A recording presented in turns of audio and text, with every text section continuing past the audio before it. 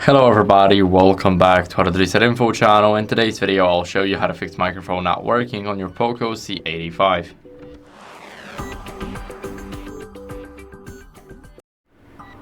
So first, what you guys want to do is basically clean the microphone port with a non-metallic tool.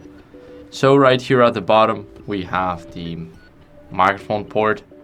Now what we want to do with it is we want to get something soft, like a soft brush, something non-metallic, because whenever we use something metallic we can only damage the port even more, and the damage can be so big that we just won't be even able to repair that, or the repair may cost you a lot more than before.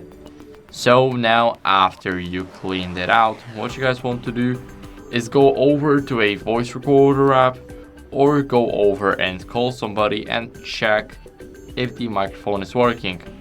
So here, as you guys can see, we have the system apps and here we have the recorder. Now let's start recording. Now we need to give this app permissions, and as you guys can see, the microphone is definitely working. So now what you guys can do, if the microphone is still not working for you, you guys can update the software. So go over to the settings.